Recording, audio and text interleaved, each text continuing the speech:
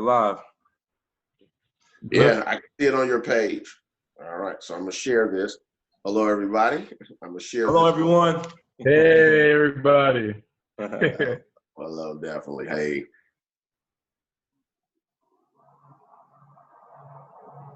Ready? Yes, let's rock and roll. Cool. How's it going, everybody? My name is Richard. I am the co-founder of the Aware brand. I'm here with my brother, my business partner, my fellow co-founder, Drew, and we are thankful for everybody tapping in with us for our episode of Are You Aware Conversations. The whole intention behind this conversation series is basically for us to share with our family, our tribe, our people. We want to share people who we're interested in, people who we're motivated and inspired by, and we have somebody here with us today that checks all those boxes for us. We're very happy about our guest today. We have the Reverend Gaylon McDowell here. Very happy about that.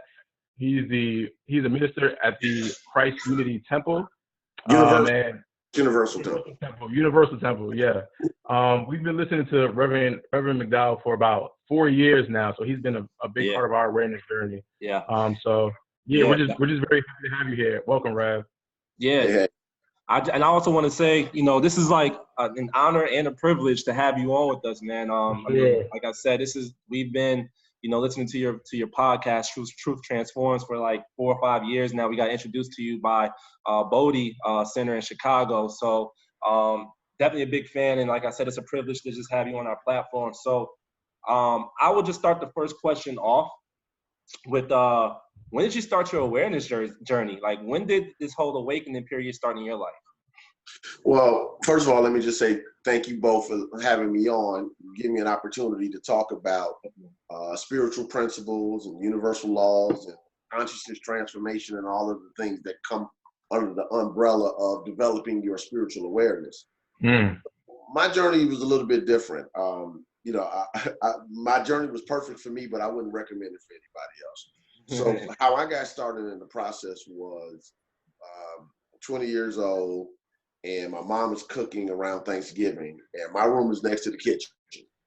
So, I'm waiting for the good food. My mother says, "Hey, put this tape on while I'm cooking in your stereo." It's the tape of Les Brown, the motivator. What a lot of people don't know is Les Brown is actually an ordained New Thought minister. Wow. Okay. And he was trained by the Reverend Dr. Johnnie Colemon, who was the founder of Christ Universal Temple and the Universal Foundation for Better Living, the same woman who mentored and trained and ordained me. So I'm listening to this tape, and it was called, I never forget, it was called The Courage to Live Your Dream, but it was actually a sermon of the church service. And he's talking about Samson and Delilah, and he's giving metaphysical and metaphorical keys and allegorical principles. It was fabulous. Still one of the best I've ever heard. And I was like, "Mom, can I keep this tape for a few days?" I just wanted to listen to it. And then I went back to her and I asked for another tape. And the next tape she gave me was Dr. Dennis Kimbrough. I don't know if you all are familiar with him, but he wrote a book in 1992 called Think and Grow Rich, A Black Choice. Yes. Right, and he's a professor at Clark Atlanta University now, business professor, and but anyway, in that business school. So he had a tape. He did a sermon at the church called. This was his first year out. Reverend Coleman really supported his work, and he did a tape called "It Was There For You," basically saying at the end of life, he had this analogy like you're talking to God, and at the end of life, you're saying, "God, how come this didn't happen? This didn't happen. How come these circumstances didn't happen?" And the answer to everything was, "It was there for you." So I'm like, man, this stuff is great. So I asked for another tape. Wow. And it was the Reverend Dr. Johnnie Colemon, and she was teaching a tape called God and Man, and it blew me away. Like, it was like a paradigm shift. Lo and behold, I started going that was like late November, going into December, early January 93. I go to the church. I'm there for a few weeks. I buy some books for a class that I was starting in February. And one day I woke up and I had what I thought was a chest cold. And so my grandmother told me to put some Vicks Vapor Rub on my chest because and you live in a black community. Vicks Vapor Rub cures everything. So I put the Vicks Vapor Rub on my chest, and I went to a party. it was Tom Joyner's retirement party from flying back and forth from Chicago to Dallas. That's why he was called the Fly Jock. He would actually fly from Chicago to Dallas Monday through Friday because he had 2 different radio stations, and back to do the satellite thing. So I'm at the party. I'm feeling bad. I get home. I tell my, I realize I can't breathe. I tell my mother. She rushes me to Little Company and Mary in Evergreen Park, Illinois. And when I got there, they told me if I'd have got there 10 minutes later, I would have made my transition. Wow. I couldn't blow the lung capacity tester out more than a 1/4 inch. You know, everything when you blowing slides, and then you have to move. Yeah. No more than a 1/4 inch. Wow. Right. So like I was on the brink. Wow. But this is what I discovered. I had my 2 books with me for my class because something said, grab your books as your mother's taking you to the hospital. They were right on the dresser when I was walking out the house. And I remember as I'm back and forth, and the doctors basically told me that the Vicks Vapor Rub activated a dormant asthma that almost killed me. Like the most random thing ever. What? So I'm pacing, my mother's pacing back and forth. She's seeing her baby in the hospital bed. And I remember saying to my mom, according to these books, I don't have to have this if I don't want it. And, I didn't know, I had no concept of what that meant yet. So I was in the hospital from late Saturday night, early Sunday morning until Wednesday evening. And nobody stays in the hospital, I know, for asthma that long. Right. You're 20 years old at this time? You're still 20? Wow. 20 years old. So when I got out, they said I had to stay home for basically about another 2 weeks because of the damage that was done. They didn't want the cold air of January in Chicago to damage my lungs. I had 2 inhalers and pills. The regular inhaler, the you about to die food inhaler, and the pills that I had to take that were about this long. So the first place I went after I got out was the class I signed up for church. I walked into the bookstore, bought every book that I could afford that day. Yeah. I showed up in class with a stack of books, and the teacher, God bless her soul, she's moved on now, and she made a transition. Reverend Harold said, "You gonna read all those books?" Because she didn't know who I was. I was like, "I'm brand new to the church." And I said, "Yeah." And she told me later, she was like, "Yeah, right." But I read every book by the next class the next week. And I just started a journey, like every week, 3 to 5 books a week. Wow. Listening to the tapes, listening to back in the day, the headphones, cassette tapes, whatever. Writing prayers and affirmations and scriptures on 3x5 cards. Everything I could do to transform my consciousness, because I could believe that if I could get what Reverend Coleman was saying and what the New Thought movement was teaching, I could get it, because she started her church because she was given 6 months to live in 1952 when thought and saved her life and started her own church movement. Wow. So that gives a whole nother meaning to that. Right. So I wanted to know what it meant. So I got hungry. So by the time I actually got to maybe about May, and I had to do my last follow-up checkup with the specialist, I'm like, "Look, doc, I'm healthy, I'm strong, I tested good, whatever." But he told me I had to stay on the medicines, the 2 inhalers and the pills, because of the damage that was previously done. Yeah. So I'm not recommending this to anybody. You asked me my story, so I'm telling the story. 100%. So I went home, and because he told me I couldn't play the basketball and the softball and all the stuff that people at 20 years old would do, growing up on the south side of Chicago.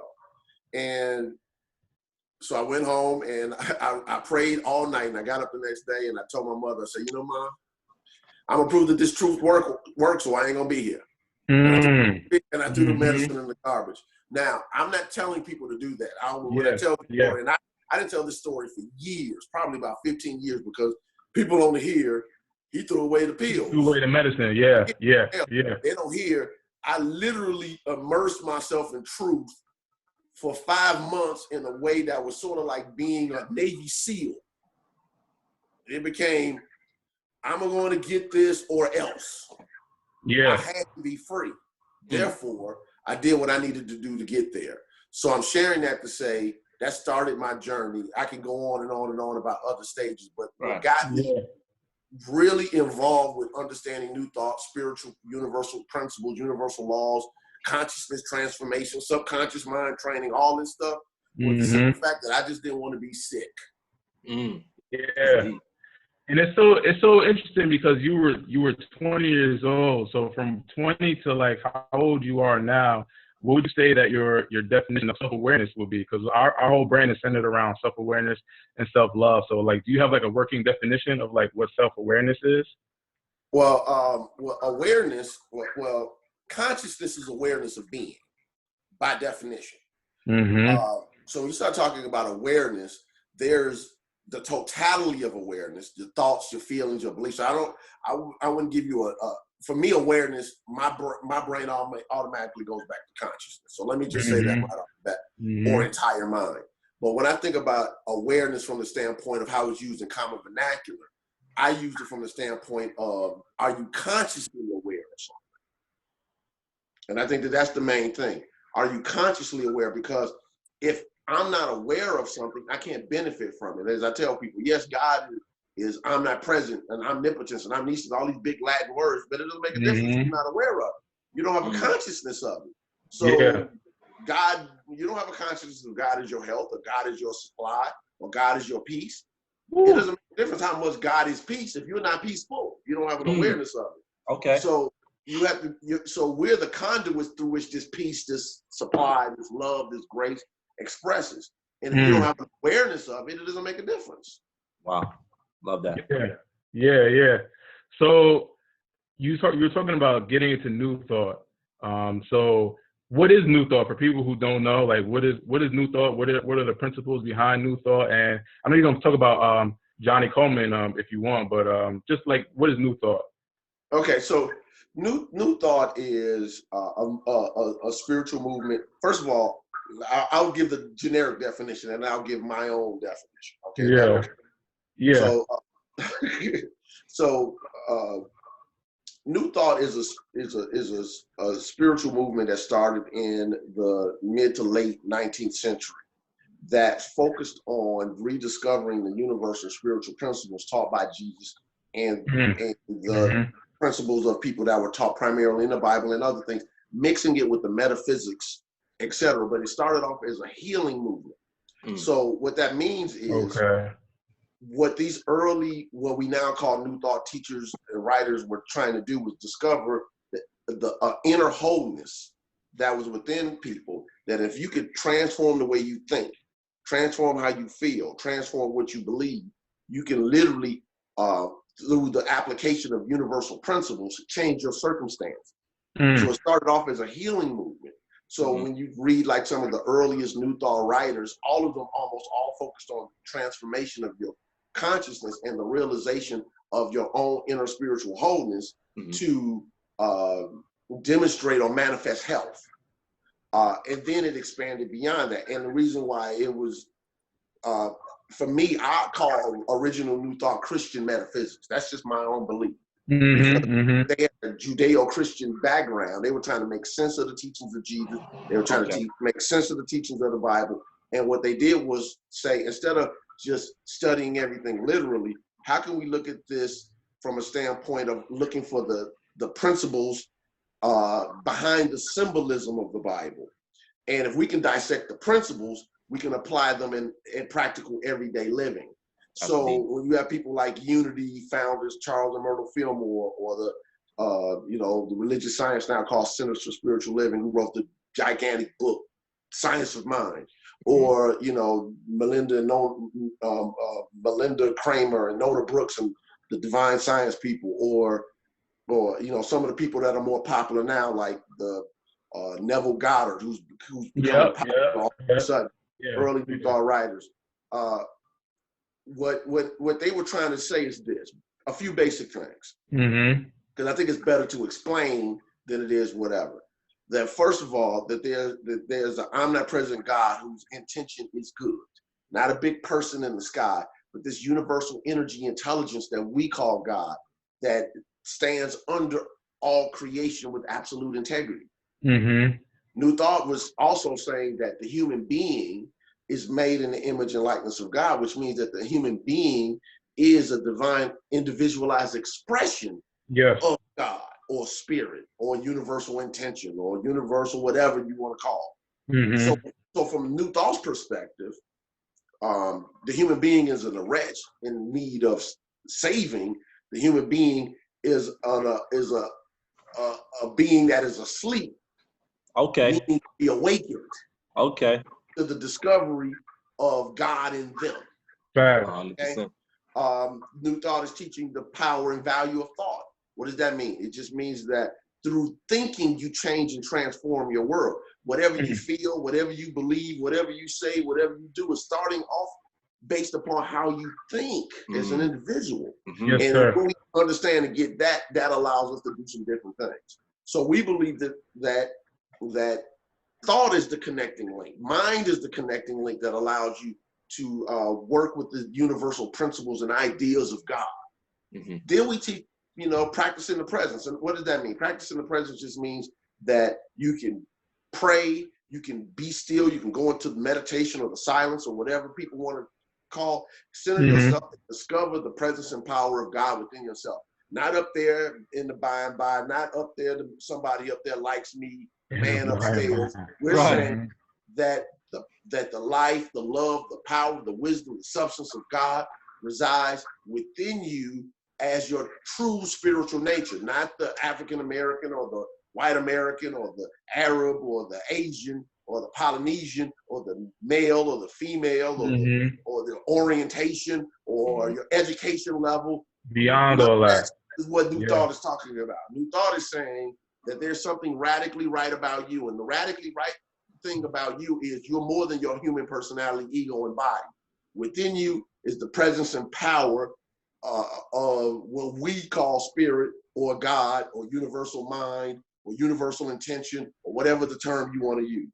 Last but not least, we believe that this is a universe that's governed by spiritual laws. One of the things we always tell people is, I'm a spiritual being living in a spiritual universe governed by spiritual laws. What does that mean? That means that like begets like. You can't plant an acorn and expect to get an apple tree. You get an oak tree. If you plant watermelon seeds, you get watermelon vines with watermelon for more watermelon seeds in it, which means that the universal laws will always produce similar or like results when you apply the principle properly. If you apply the principles of aerodynamics, the plane flies. You apply the law of flotation, the boat floats. You apply the laws of mind and universal and spirit, you get the demonstrations. That's basically. And the whole, what we now call the self-help movement, is totally based on New Thought. Napoleon Hill studied New Thought. Norman Vincent Peale studied New Thought. Some of these people who are word of faith ministers who sound like sometimes like they're Wayne Dyers and the Les Browns or whatever, they're studying New Thought. Don't tell people that they are. It is well known that what we now call the modern self-help movement was started, and I can give case examples. Even large group awareness therapy groups started with New Thought. Like with, for instance, Landmark and things of that nature. They originally started off with the guy who was studying under a guy who was studying unity at Unity Village to become a minister, left and decided to do something else and incorporated some of the stuff he learned into large group awareness therapy and mixed it with some other stuff. We're in the mix of almost everything, but people don't recognize what it is. That's go ahead, Rich. Go ahead. I was gonna say, like, me and Drew were talking about just like the New Thought principles and like what we get from New Thought, and I had to like do some Googles, right? And I looked up Johnnie Colemon, and she was born like I think it was 10 years before Reverend Ike, right? And Reverend Ike is so popular right now, and there's such a resurgence of the things that he talks about. So I like how you were saying that all of these things came from New Thought, right? It seems like this is the perfect time for New Thought to kind of make its second run, if you will. So Reverend Coleman was she was about 15 years older than Reverend Ike. Okay. Even though, they were very close. No, I didn't know that. Okay. I've posted pictures of them together. Wow. Okay. Send that over to us when you get a chance, too. Say it again? I said send those pictures to us so we can post it on our page, too. For sure. That's doable. I'll go through Facebook and just tag the group. Okay. But no, they were like brother and sister. They were very close. She would fly to his church and speak. He would fly to our church and speak. He would speak at our conferences. And Reverend Ike was more of a mixture of, besides his own unique personality, he taught a lot of Neville mixed with basic unity principles and some other stuff. But he would fly in just to show up at a Wednesday evening service to hear Reverend Coleman preach. They were absolutely close.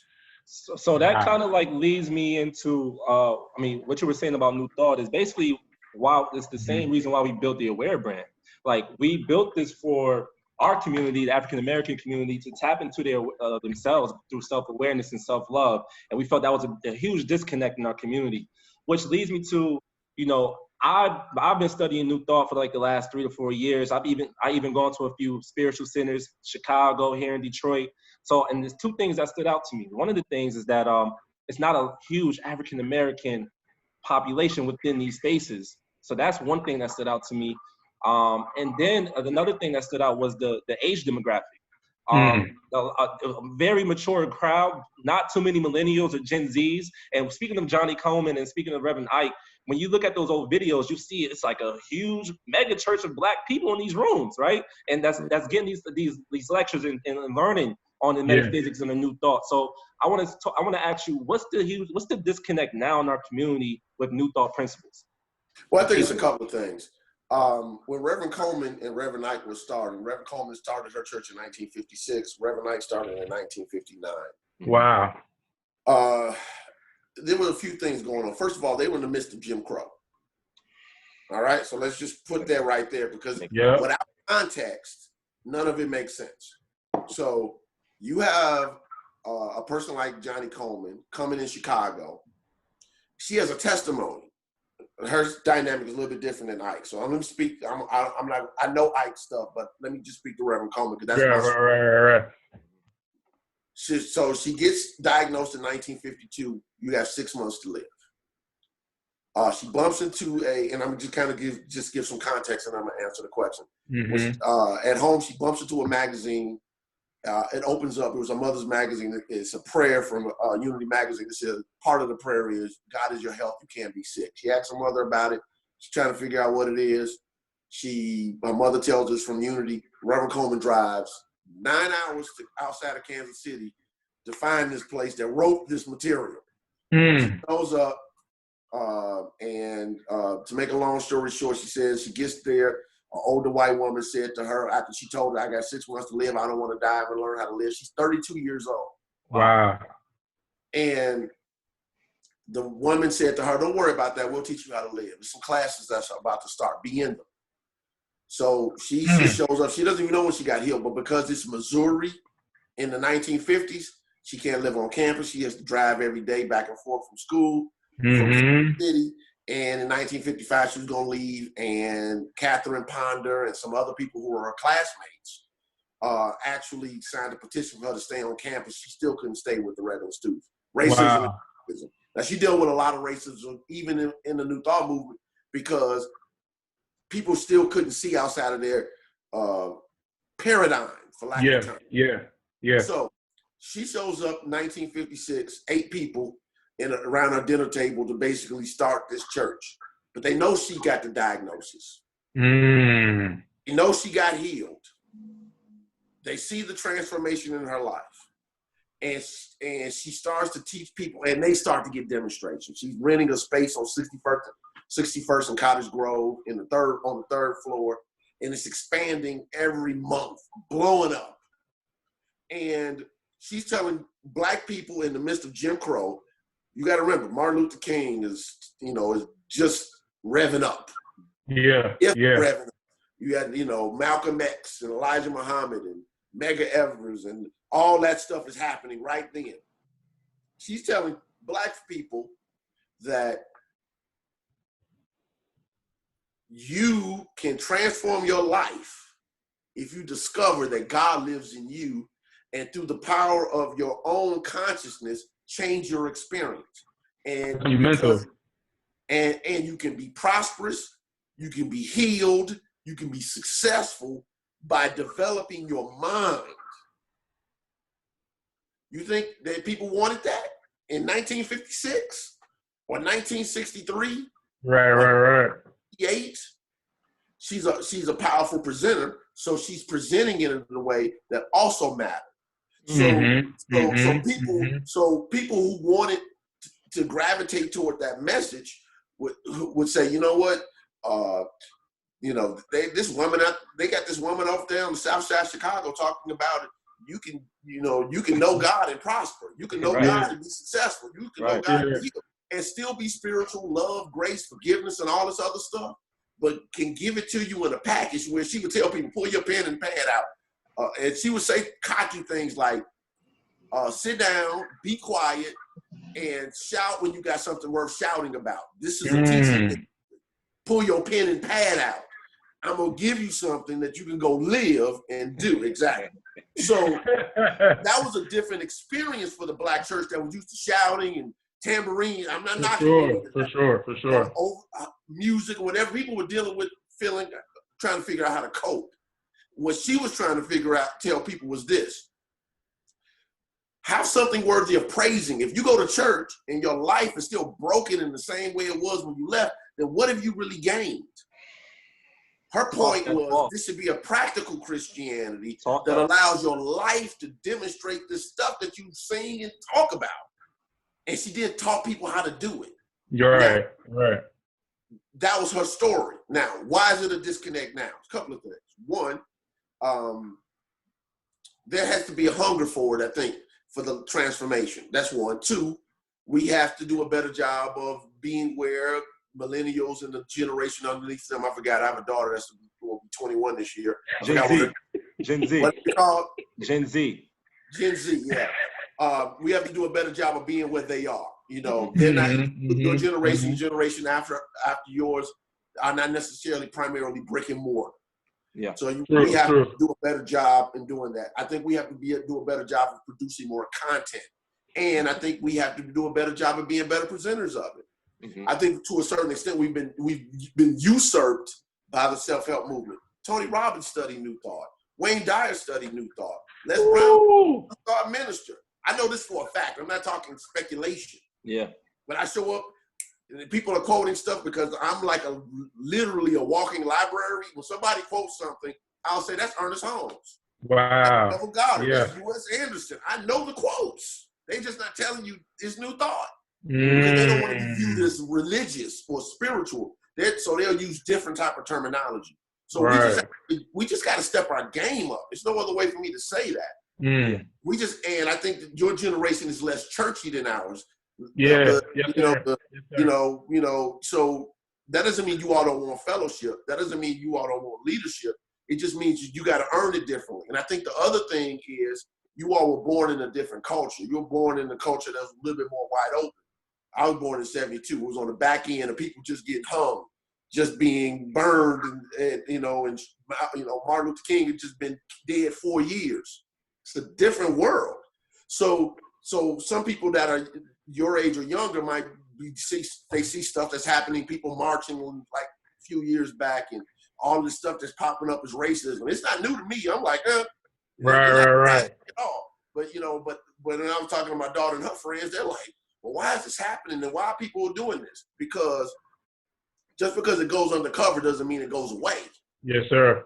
Yeah. So now we just have to present New Thought in a way that allows your generation and the generation after yours and the generation after that in a way that empowers them to be able to go forward in life and do the things that they need to do. And from my perspective, if something is yours by right of conscience, in other words, you develop the awareness to be able to produce it and recreate it and do it over and over again, no one can separate you from your good no different than you can separate yourself from your right arm by just yanking on it. It's yours by right of consciousness, but you got to develop that spiritual awareness. That's a long answer for a short question. Now that makes sense because we always sit at the drawing board trying to figure out content or just different ideas where it's not too over our audience heads, because we came out with some stuff before and we came out with some merch, like I'll give an example, like our carbon collection, right?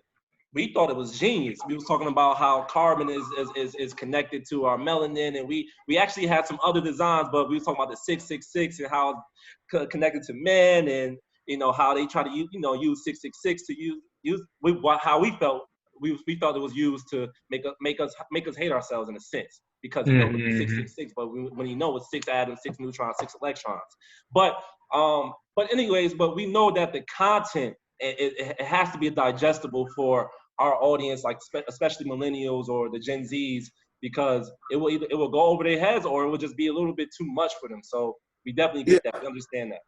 Well, let me just piggyback on that for a second. Let me give you this little extra note. In Scripture, the term 666 actually means Caesar-Nero. Okay. Yeah. So in Aramaic and Hebrew, every letter is also a number. Yeah. So those early Christians were speaking in code because they were being persecuted rather by the Roman government. And they thought Nero, who was dead, was coming back or had came back to persecute them. So when people use that type of terminology, they don't even know what it's for. It's actually literally means Caesar-Nero. I can spell it out for you with Aramaic, but I'm not going to do that. You can do your own.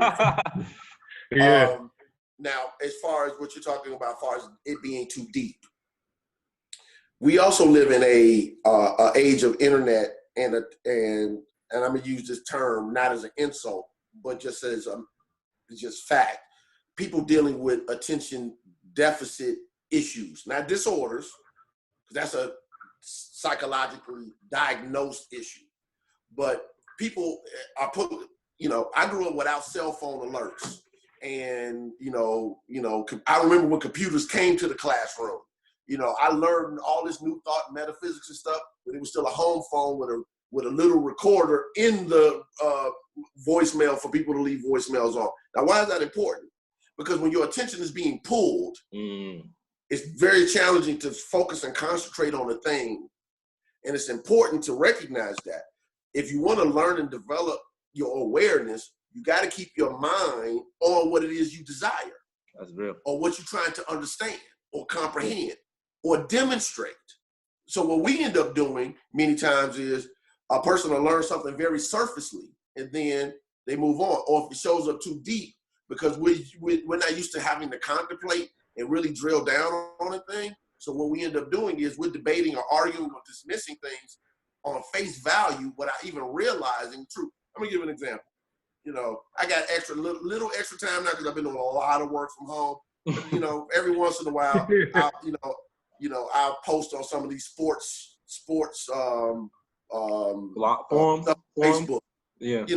Somebody and I posted something about Tony Kukoc for the Bulls used to play backup power forward and center for field, blah, blah, blah. And then people start posting. And I'm looking at these people's pictures. Dude, you weren't even alive to see these games. You're watching YouTube highlights and you want to comment on something without actually having an awareness of what you're commenting on. Now, here's the thing. Just because you sound good don't mean you have the awareness of the thing you're talking about. Yes, sir. And most people are not going to take the time to drill down and discover a deeper meaning of things. It's just the era that we're living in. So when I tell people that I used to read 3 books a week minimally, they're looking at me like I'm crazy. Well, how did you do that? I wasn't watching TV. I wasn't on the phone. And I was up at night while you were asleep, transforming my consciousness, because that's what mattered to me. I'm not saying that's what you got to do. Yeah. That's my journey. But what's your journey? If you don't know what your journey is, then you're too busy worrying about what I'm doing. Yeah. That's real. I love that. And you just inspired me. I'm definitely about to get on that at least 1 book a week. I don't know about the 3, but I can get 1 for you, though. I understand. Yeah.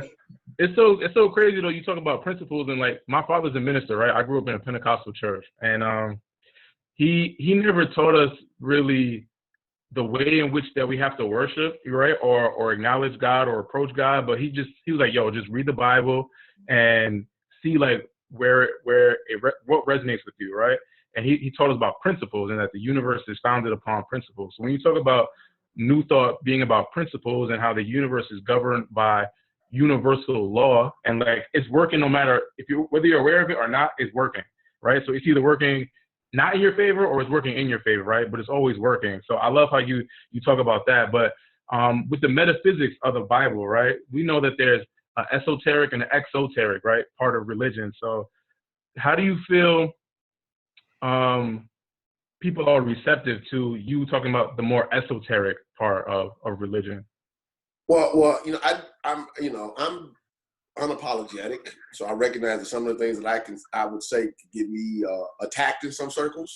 I'm cool with that because I'm unapologetic about teaching it pure. That being said, I don't have any problem. I'll stand toe to toe with anybody.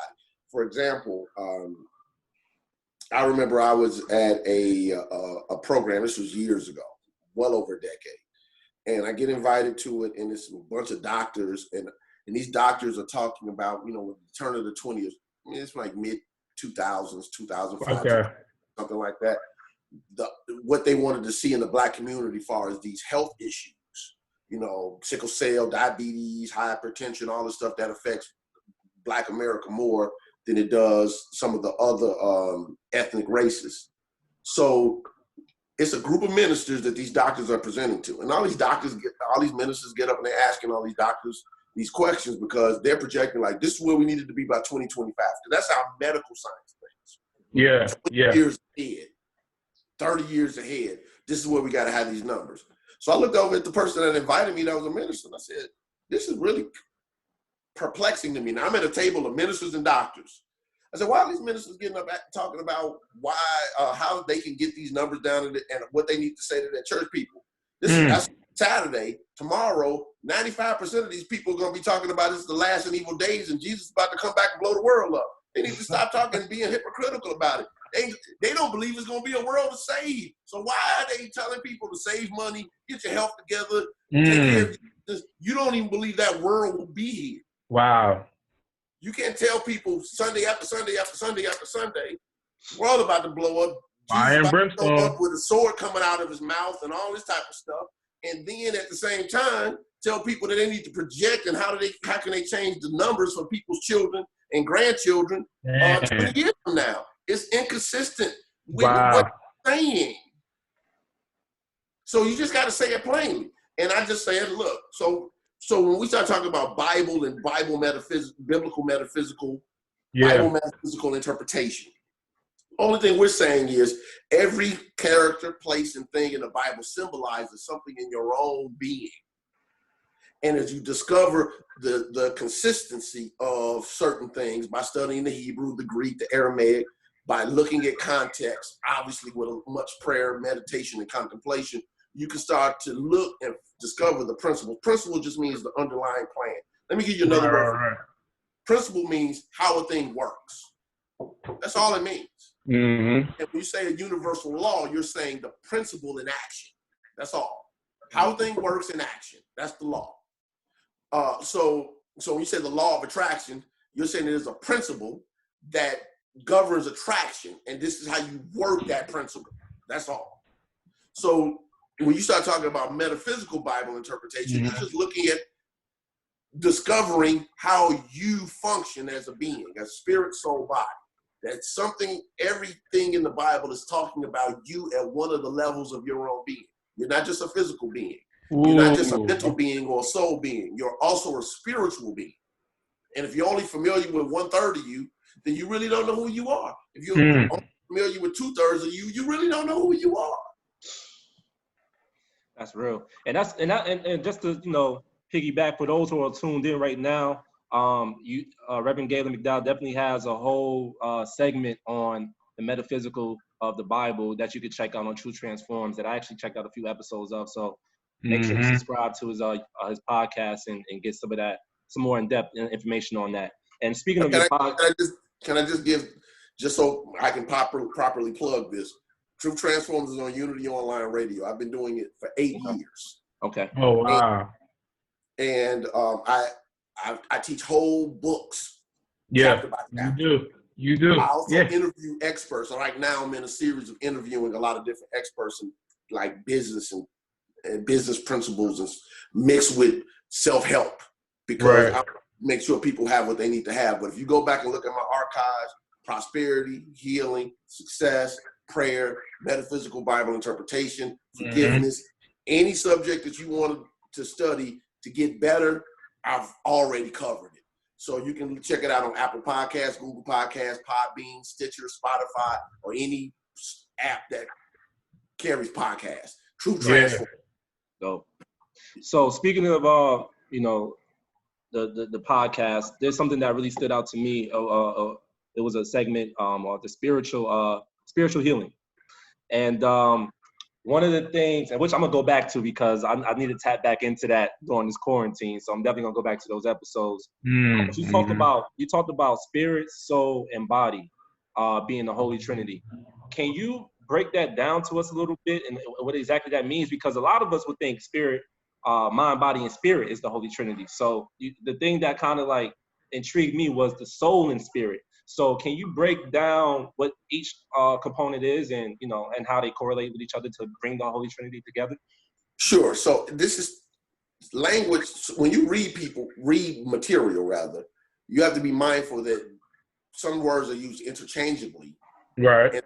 And they aren't used interchangeably. Right. So from a New Thought perspective, the spiritual part of you is the real, authentic, unchangeable you. Okay. It's the you that's the image and likeness of God. It's the you that's the individualized expression of spirit. It is the composite idea. In New Thought, we say it's God's idea of itself.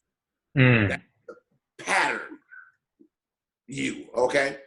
The soul you is the entire mind or the consciousness or awareness that has different components. Most people have heard like the conscious mind or the subconscious mind. We also talk about in some circles of New Thought, like the one I teach, we talk about a superconscious or a higher Christ consciousness or awareness. That's also an aspect of your soul. I call it the hookup. It's the part of my soul that knows I'm spirit. Okay? Then there's the body. The body is the vehicle through which the spirit and the soul expresses. All right? But the body isn't just the physical body. The body is also everything that's connected to your three-dimensional life. Your relationships are body. Your money is body. Your business is body. Everything that has to do with the demonstration of your consciousness is your body. Because the body is a reflection of the soul. So when you're in alignment with spirit, the soul reflects spirit, then the soul reflects into the body the aspects of spirit.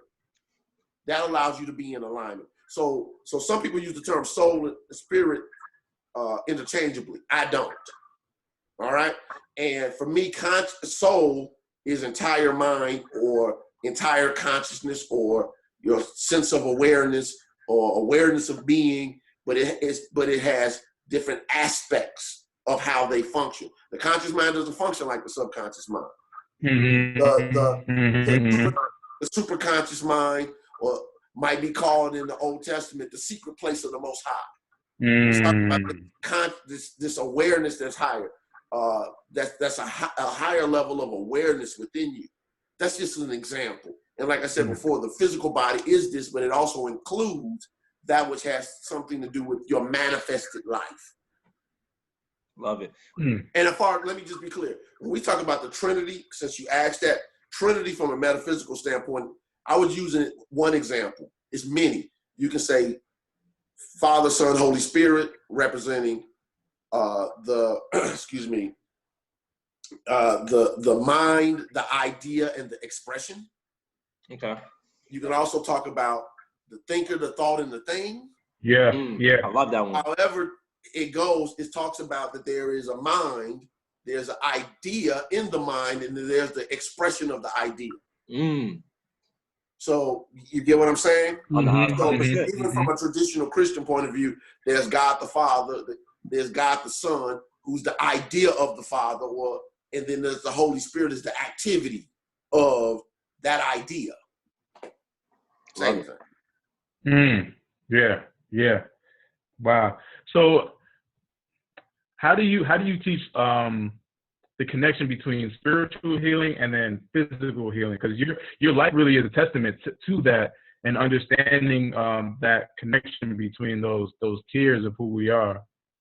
So let me just be clear. If it wasn't for the physical emergency room, I wouldn't have had an opportunity to practice the spiritual healing. So for instance, You know, I support the quarantine that's happening now. You know, got a lot of ministers doing some goofy stuff right now.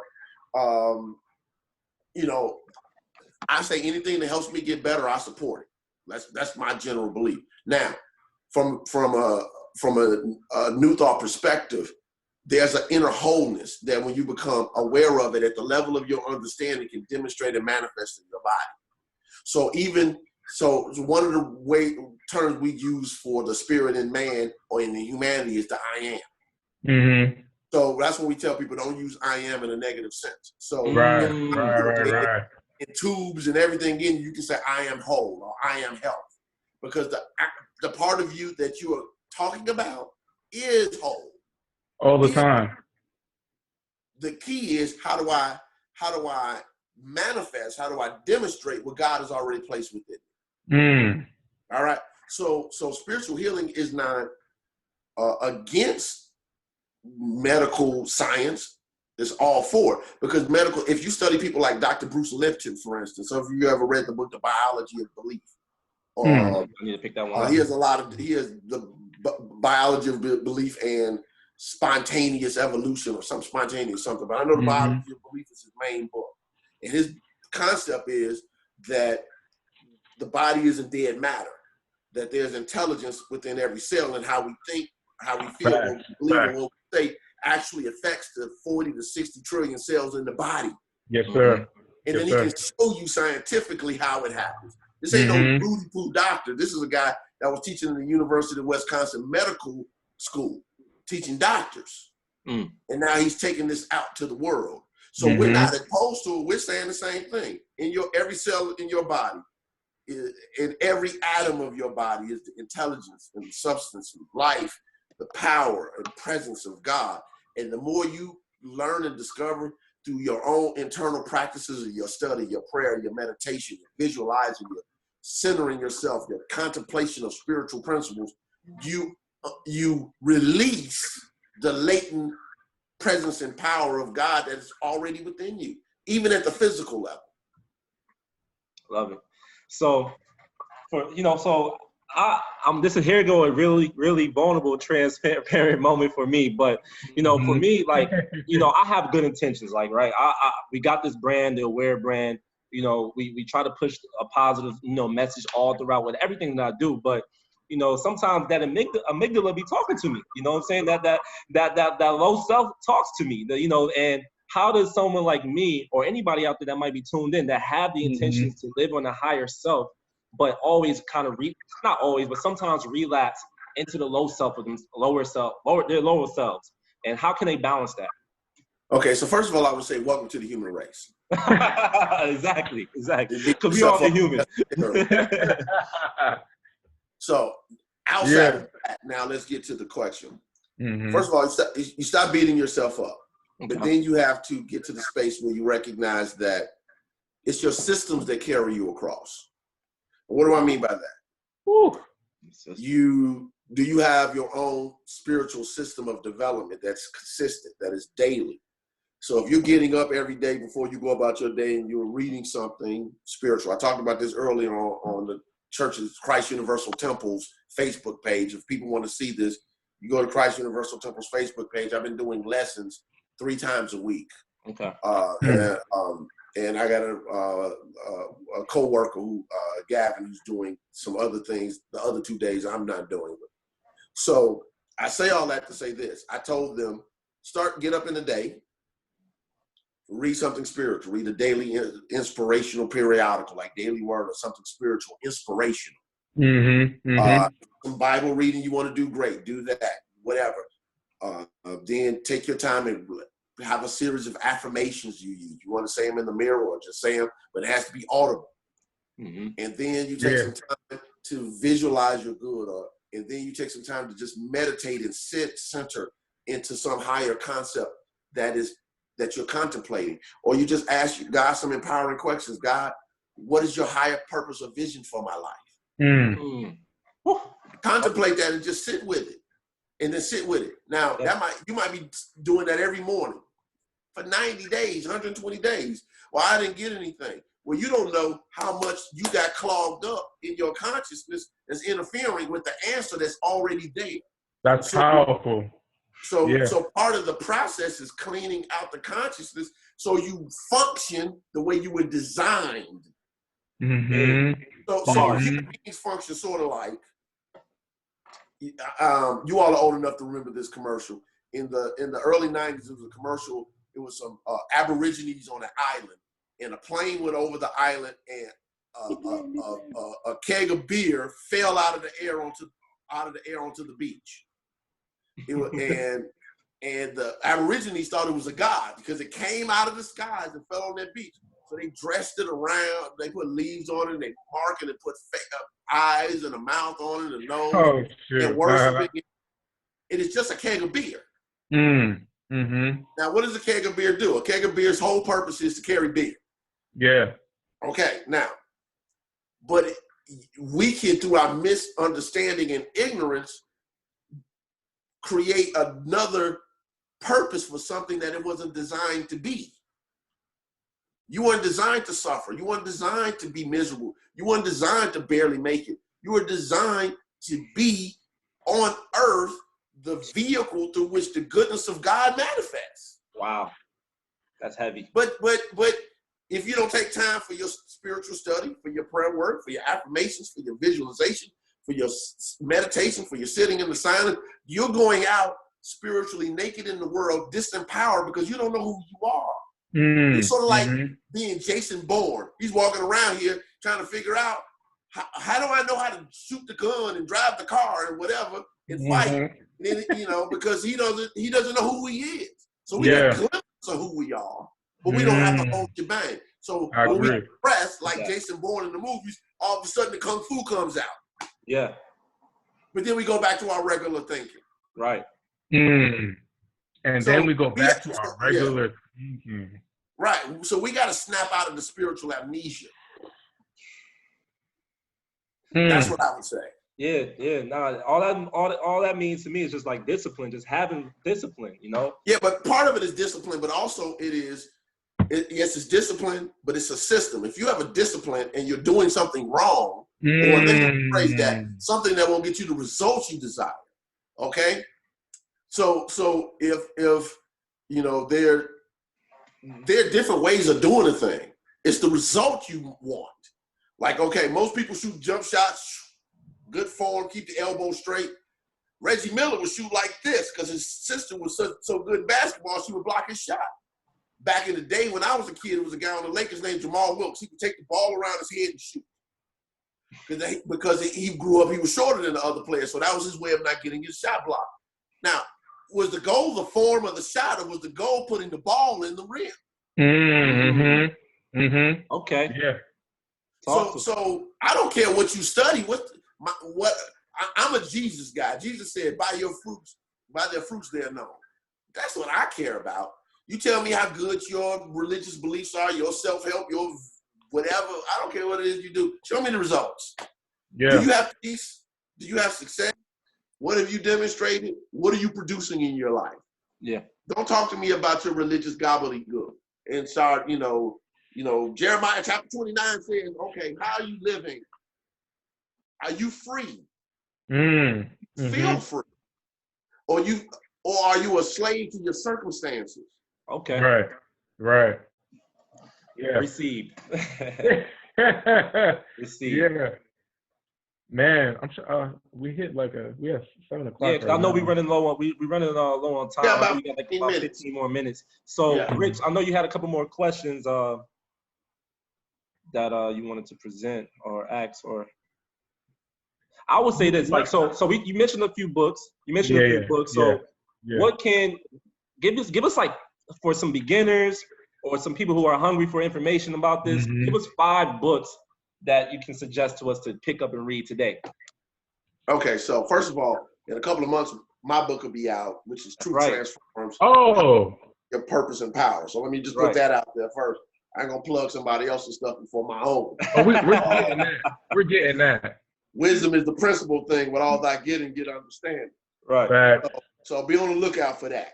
Okay? Yeah. Now, as far as books, it depends on what level you are. So the books that I would read today that impact me are different than the books that I would read back then. But I would say if a person wanted to study books just to understand spiritual principles and things of that nature, Jack Addington, The Perfect Power Within You, love that book. If a little bit more advanced, Eric Butterworth, Discover the Power Within You. Love that book. Teaches how basically shows why New Thought is actually teaching the teachings of Jesus. But he breaks it down in very pragmatic ways so you can live it. The power of your mind, the how to use prayer, universal laws, et cetera, and show how Jesus taught all of it. For just goal achievement and working with your stuff, Success Principles by Jack Canfield. I still think that I teach that book normally every couple of years at the church because it's necessary. I'm trying to think of spiritual principles books without, because the stuff I read, y'all, It's different. So I'm playing back in my head now. A couple of simpler books, New Thought Christian by William Warch, Alternatives by William Fisher. I'm trying to think of some other books that I would say that would be more easy. Those are easy reads. Those are what I would call easy reads. Hidden Mystery of the Bible by Jack Addington, which teaches you baseline level of how to do metaphysical Bible interpretation. Those are some books that you can start now working with. Now, as far as books that I like that are a little bit more heavy and have a little bit more teeth, like, by the way, I would recommend, if you put all those books aside for a second, and you just want to deal with making your life better, Dynamic Laws of Prosperity by Catherine Ponder. Or anything by Catherine Ponder, but Dynamic Laws of Prosperity, or Open Your Mind to Prosperity, anything Catherine Ponder. Reverend Coleman has a few books, one on healing called Open Your Mind and Be Healed, and It Works If You Work It. Fantastic books. And again, after that, then we're going to start having me play with the stuff that I like to play with. Actually, one of my favorite books that I do teach, Lessons in Truth by H.M. Lucady, which I love. I think as a baseline book to understand spiritual principles, that's one of the best. And one of my favorite books actually is a book called The Eye of the Storm by Gary Simmons. I love that book, like literally. I think it's a do-it-all book. I actually taught that book chapter by chapter on my podcast. So if you go to Truth Transforms, you go type in Eye of the Storm, not E-Y-E, capital I. You can see some, basically is how do you embrace conflict and create peace. A lot of people don't know how to do that spiritually. And he explains it as well as anything I've ever seen. So those are some of the things that I would recommend. Obviously, you want to read a real big, thick book and don't want to read anything else for a while, Science of Mind by Ernest Holmes. Oh, yeah, okay. I've heard that recommended a few times. Yeah, Science of Mind. Yeah, I can go on and on. I've been collecting books since 93. So, at the pace I was reading, you can imagine I have a lot of books. Of course. If you all subscribe to Science of Mind magazine, I actually have an article in this month's edition called Getting Results. It's called Create a Practice for Getting Results. See? By Gaylon McDowell. And I'll have another article out in I think it's December or something like that. I can't remember exactly. Obviously, get you a daily periodical like Daily Inspiration for Better Living. You can look up that on ufbo.org, stuff like that. Okay. So I covered that. So I want to make sure I knock out a few more questions before I got to go. Yeah. Oh, I was thinking about affirmations, right? Like, what are some affirmations that really work for you for different scenarios, right? So, like, if you're feeling doubtful, if you feel like let's say you're gonna go present somewhere, right? And there's a lot of people, more people than you've ever spoken in front of before, and you're dealing with like a little anxiety, a little doubt, a little worry. What would it be an affirmation that you would use in that situation? So I have very few go-to affirmations because here's what I do about affirmations. I'll give you a few affirmations that are more universal. They're not necessarily whatever, specific to the situation. Because I normally use affirmations that challenge the bigger things in my soul, the bigger thing deep in my subconscious mind, not speaking or whatever. So affirmations only matter if they mean something to you. Yeah. You have to recognize that you give it meaning. Nobody else. You give meaning to everything in your life. Therefore, it doesn't make sense for me to say, you say this affirmation because it worked for me. I can give it to you. Now you gotta, what does it mean to you? So, I can say something like, God is the source of my supply. And that means something to me. I got up and got excited and knocked some stuff down. God is the source of my supply. And that resonates with my soul. Or God is the life and health in my body. And that resonates in my soul. It doesn't resonate in your soul. So you have to contemplate and allow what resonates with you and use that. And don't try to just necessarily piggyback on somebody else's thing. Yeah, I love that. Now, in one of the reasons why Lessons in Truth is so powerful is because she gives what she calls the 4 basic denials and 4 basic affirmations. And these are denials are the no power of the mind, the erasing power. It's what you're denying that something has power over you. Okay. Affirmations make firm, and they make it concrete in the mind. You're not affirming it to make it true. From a new thought perspective, you're affirming it because it's true. And that's one of the things that differentiates us from most of the people in the self-help movement. They're affirming to say, I'm making it happen. No, you're affirming it because it's true. If I say, God in me is my divine source of health, peace, love, joy, and harmony, I'm not making that happen. It is true. I'm aligning my mind with the truth of what already is. It's a difference. That's why I'm very careful about people having platitudes. You're saying stuff with no meaning, with no belief, with no firmness, with no conviction. So let me give your audience something I want you all to take a look at and get. The author's been deceased for years. 2 pamphlets. You can Google them or whatever. You can get them from Divorce and Company or Unity. I think you can get it from unity.org, their store. But it's called The Mental Equivalent and Life is Consciousness. 2 different pamphlets. The Mental Equivalent and Life is Consciousness. Work with those 2 small pamphlets, and it'll help you more than a lot of the books in your library.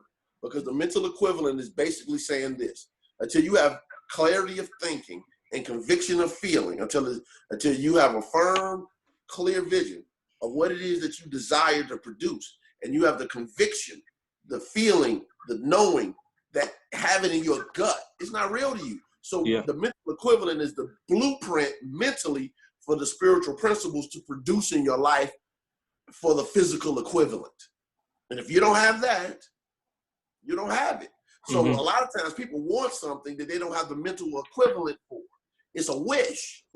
They haven't created the mental framework, the blueprint. Nobody will go start building a building. I love that. Creating a blueprint first. Yeah. And then getting the material to build it.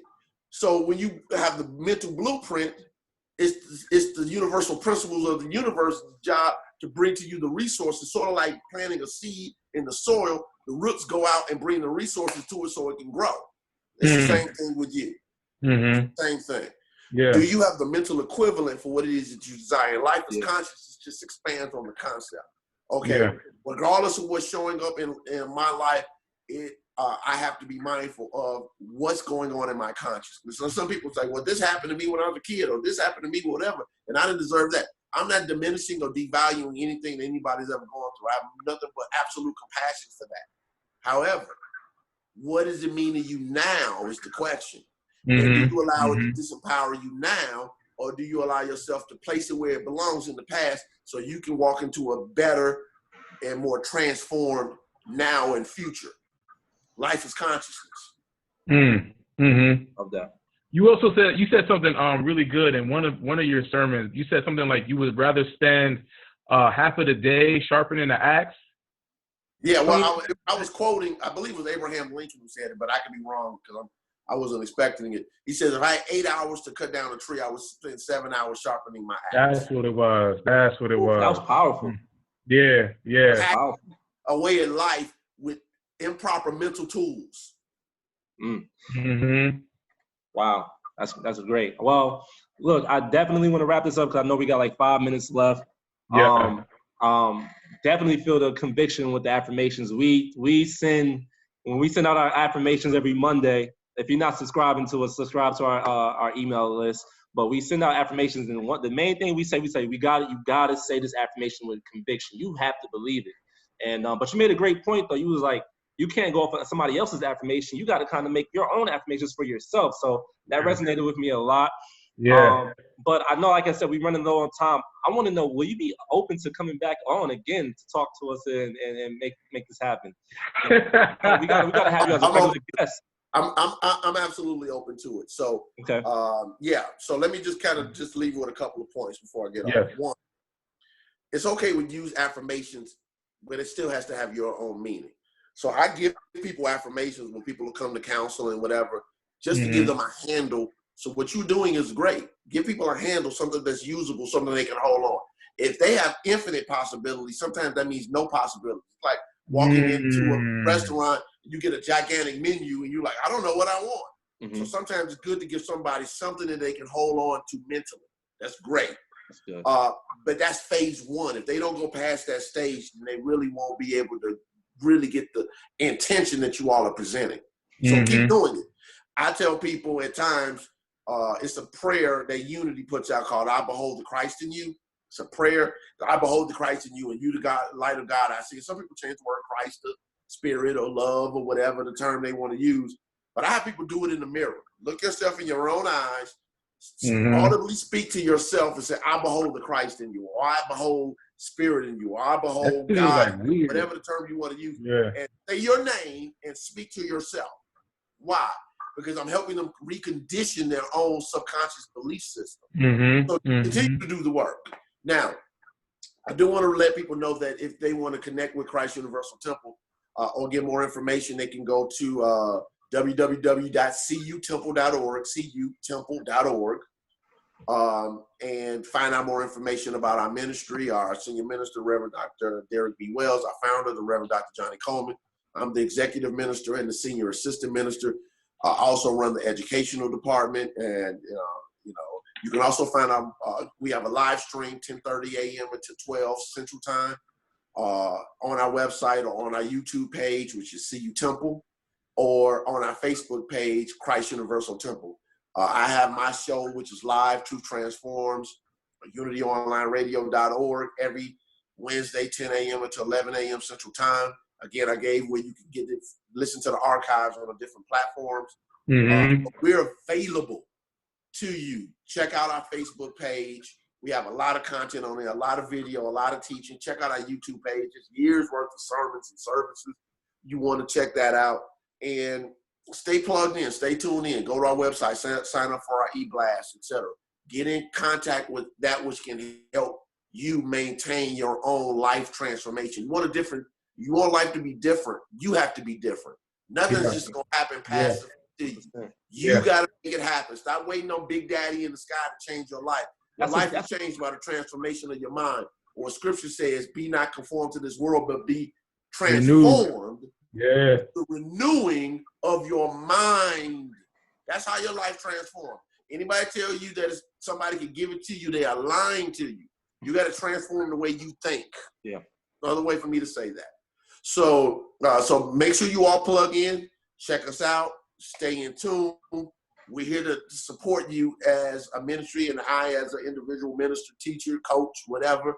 I'm available at different levels to be able to help people live a better life. And also, if you also want to know a little bit more about the larger vision, I'm also the second vice president of the Universal Foundation for Better Living. You can find out more information about that on ufbl.org. That's a lot of stuff, but I had to get it all out. That's my commercial. Well, we like we said in the beginning of this program, man, it's truly an honor and a privilege to have you on our platform, man. This was our second conversation. So to have someone like you who we look at as a spiritual teacher, to have you on our program, it's just an honor, man. So I really appreciate your time, appreciate the insight, appreciate the information. And we do look forward to having you again on our platform. And like you said, everybody, make sure you go follow him. Make sure you tune into cutemple.org. Make sure you guys look at the listen to the Truth Transform podcast. That's available everywhere. Richard, do you have anything to say, bro, before we get off? Nah, man, I had a great time. You cold, Rev. You cold. You know that. Nah, he was cold. Cold. Look, an hour is not enough.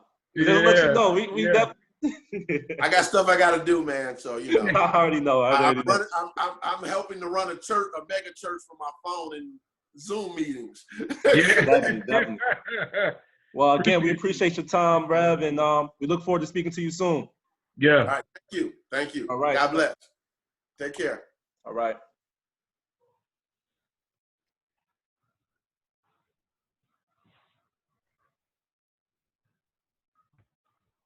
Bang, bang, bang. Let me make sure everything is done.